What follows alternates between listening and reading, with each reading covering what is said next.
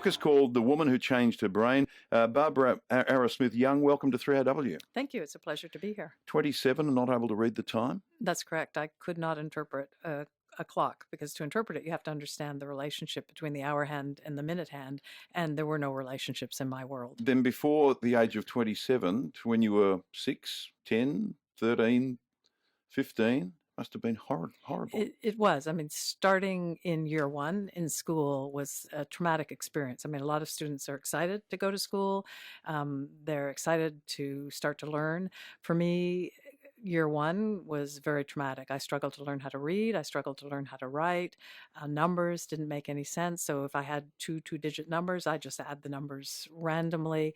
I wrote everything backwards. I actually got the strap in grade one because my teacher, I think, was so frustrated. She didn't know what to do with me.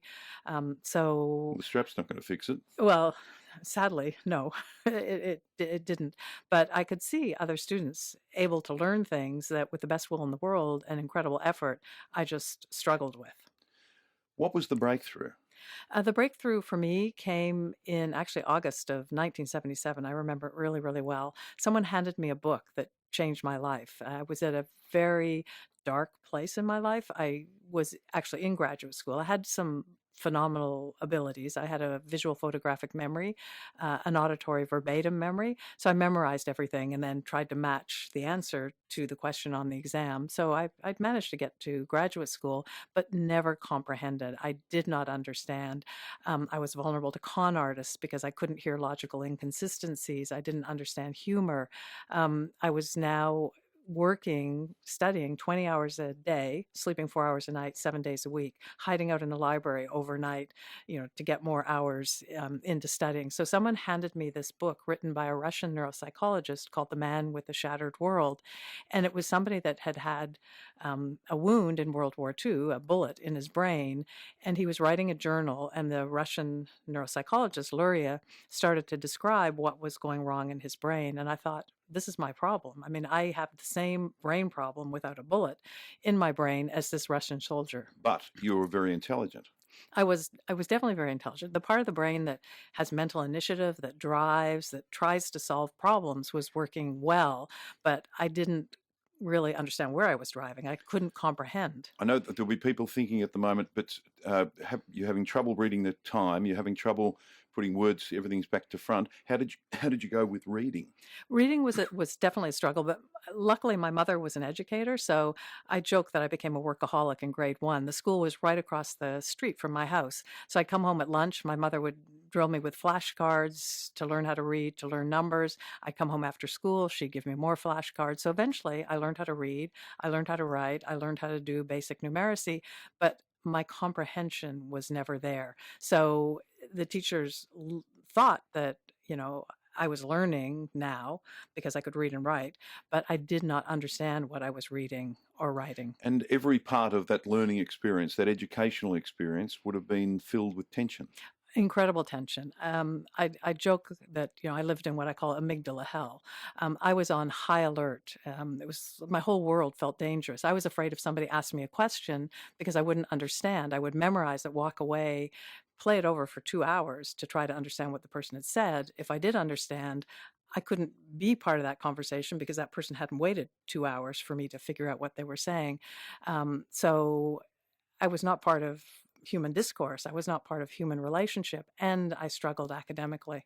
Once you've found out what's what and why and all of that, you've gone on to assist children all over the world, and adults, I presume. That's correct. I mean, I've worked with people as young as 5 and as old as 81. And to me, what's really exciting is there's neuroplasticity across our lifespan, which simply means that our brain is capable of change. When I started my schooling, the belief was our brain was fixed. If there was a problem, related to learning, you had to learn to live with it and accept it. I mean, now we know the brain is capable of change. So there are now programs in 23 schools in Australia, 6 schools in New Zealand, schools in South Korea, Thailand, Malaysia, Canada, the United States, where individuals can actually change their capacity to learn. You've just mentioned countries, some Western countries, but Asian countries as well. Are the problems similar? The problems are very similar because we have similar brains. Helen, good afternoon.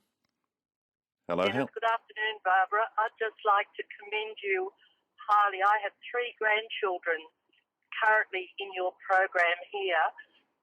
One granddaughter's been in it for 2 years, and the change is absolutely amazing.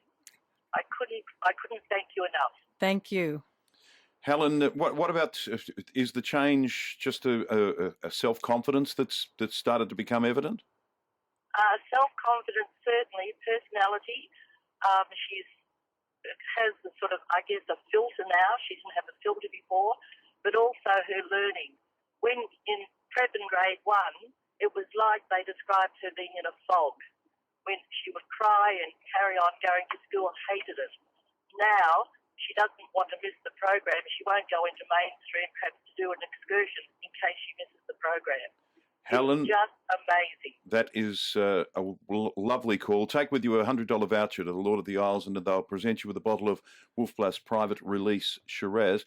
You must feel pretty proud. I do. I mean, I feel, in a sense, I have a sacred trust to be the voice of all of these individuals around the world that are struggling as I struggled, to let them know there's a different possibility. We can change the brain to allow all the learning that should go forward to happen with ease and with joy. Can someone who finds out about your program, can they do it on their own, or do they need to be nurtured through the program? The way that we found it works best is to be nurtured through the program, to work within an educational organization. So there are 23 possibilities here in Australia. We're working as hard as we can as an organization to train more teachers to implement this program. Do the people you train also get a lot out of it? They do. I mean, they make you think differently. It makes you think differently. It makes you look at children that are struggling differently, and it gives incredible hope. I mean, most people that go into education and teaching want to make a difference in the lives of their students, and this really allows them to make a difference. The book is called The Woman Who Changed Her Brain. Arrowsmith-Young.com is the web address. Lovely to meet you. Well done. Thank you. Talking Melbourne.